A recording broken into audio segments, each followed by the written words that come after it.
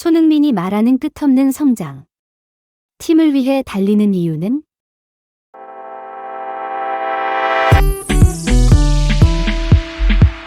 손흥민의 인터뷰는 그의 프로다운 태도와 더불어 축구 선수로서의 깊은 철학을 엿볼 수 있게 했다.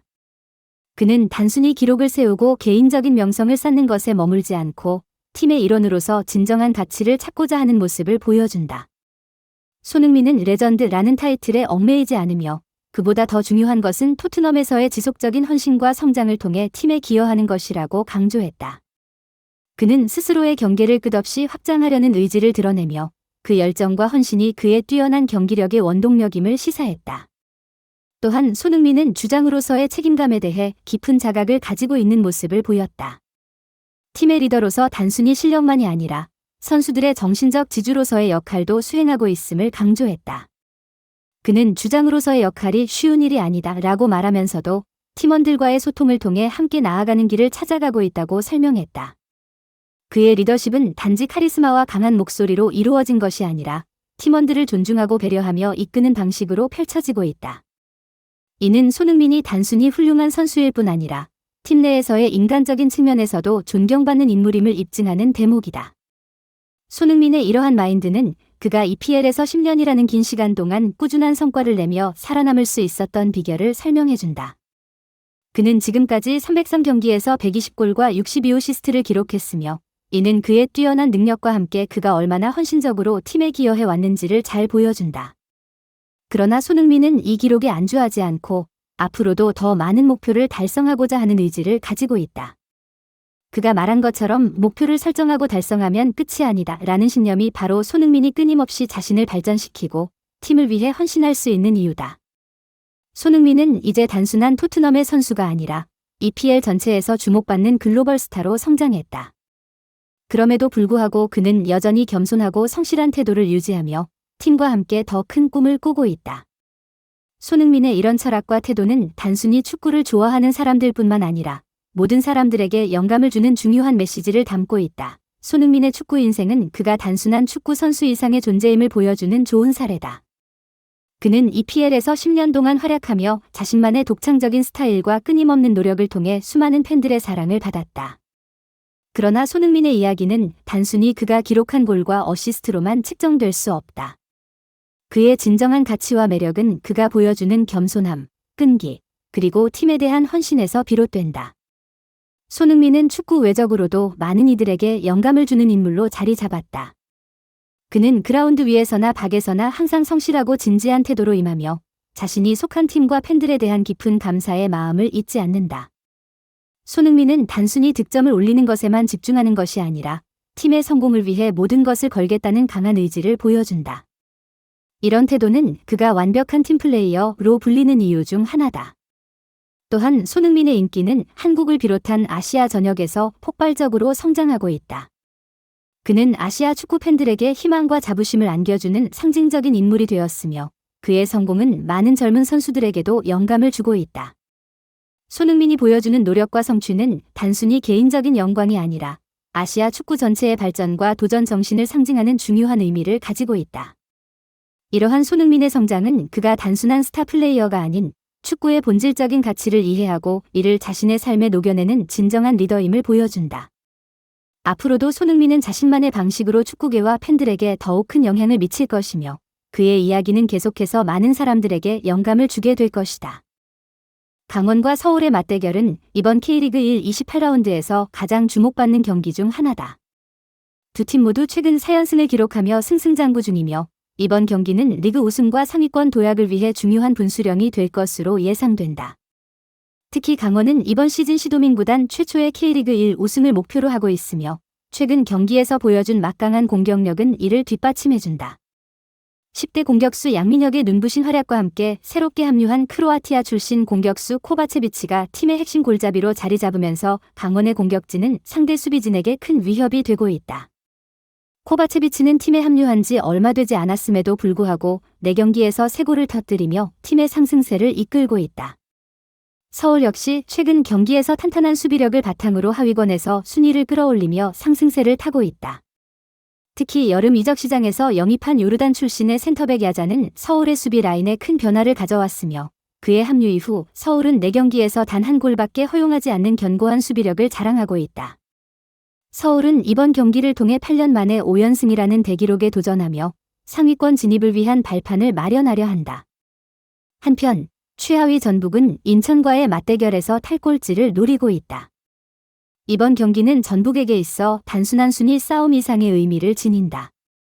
인천과의 승점차가 이전밖에 나지 않기 때문에 이번 경기에서 승리한다면 하위권에서 벗어나 안정적인 위치로 올라설 수 있는 기회를 잡을 수 있다.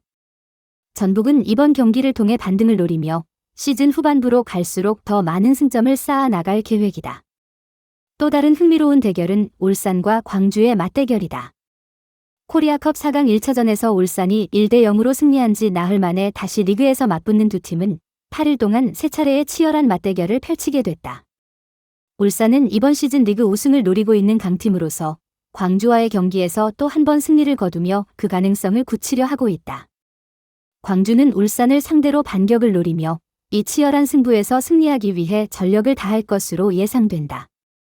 이번 라운드는 K리그 1에서 리그 우승과 순위 싸움이 한층 더 치열해질 중요한 고비가 될 것이며 각 팀들은 최선을 다해 승리를 노리며 팬들에게 잊을 수 없는 명경기를 선사할 준비를 하고 있다. 홍명보 감독의 복권은 단순히 국가대표팀 감독직으로 돌아오는 것 이상의 의미를 가진다. 2014년 브라질 월드컵의 아픈 기억을 딛고 그는 10년 만에 다시 국가대표팀의 지휘봉을 잡으며 자신의 축구 철학을 다시 한번 증명할 기회를 얻었다. 하지만 그가 마주한 도전은 결코 가볍지 않다. 여전히 뜨거운 여론의 시선과 비판 속에서 그는 이번 월드컵 예선을 통해 자신의 능력을 입증해야 한다. 특히 이번 예선 경기는 그의 지도력뿐만 아니라 국가대표팀의 새로운 출발을 가늠하는 중요한 시험대가 될 것이다. 팔레스타인과 오만이라는 상대는 객관적으로 한국보다 약하다고 평가되지만 방심은 금물이다. 월드컵 예선은 그 자체로 긴장의 연속이며 작은 실수가 큰 결과로 이어질 수 있기 때문이다. 홍 감독은 이를 명심하고 선수들과 함께 최고의 결과를 만들어내야 한다. 홍명보호의 코칭 스태프는 이미 구성이 완료되었고 이에 따른 첫 번째 과제로 소집 명단을 공개하게 된다. 이번 소집 명단 발표는 그가 팀을 어떻게 구성하고 어떤 새로운 인재를 발굴할 것인지에 대한 중요한 지표가 될 것이다. 기존의 스타 플레이어들은 여전히 팀의 핵심을 이루겠지만 홍 감독은 K리그에서 직접 발굴한 신의 선수들로 팀의 새로운 활력을 불어넣으려 하고 있다. 특히 양민혁과 같은 젊은 선수들이 홍 감독의 눈에 띄며 대표팀에 새롭게 합류할 가능성이 높다. 그는 올 시즌 K리그에서 폭발적인 성장을 보여주었으며 그의 활약은 홍 감독의 구상 속에서 중요한 역할을 할 것으로 보인다.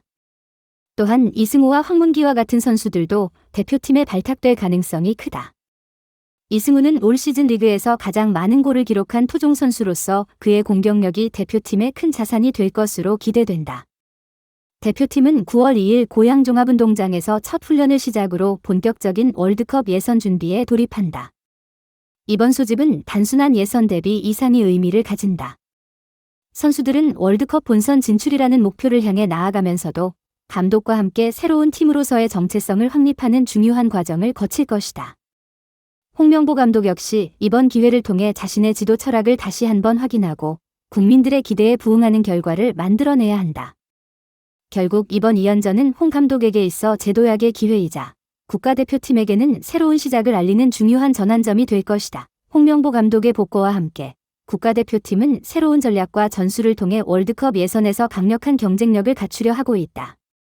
그의 지휘 아래 대표팀은 과거의 실패를 극복하고 새로운 성공의 이정표를 세우려 한다. 홍 감독은 선수들에게 기술적, 전술적 발전을 꾀하는 동시에 팀의 정신적 강도와 단결력을 높이는 데 주력하고 있다.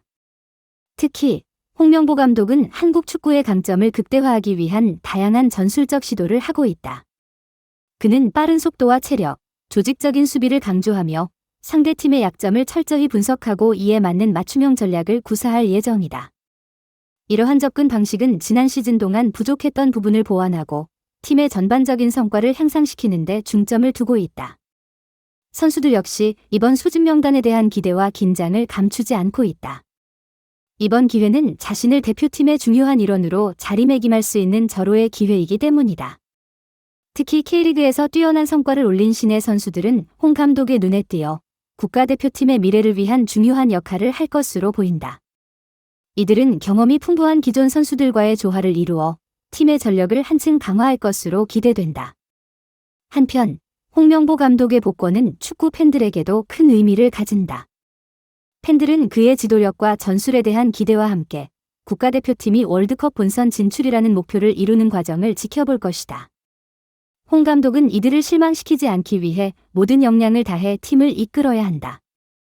예선 두 경기에서의 성적은 홍 감독의 향후 지도력과 전략에 대한 평가의 중요한 척도가 될 것이다. 팔레스타인과 오만이라는 상대와의 경기는 단순한 승리를 넘어서 대표팀이 향후 경기에 대한 자신감을 얻고 새로운 출발을 알리는 중요한 시험대가 될 것이다.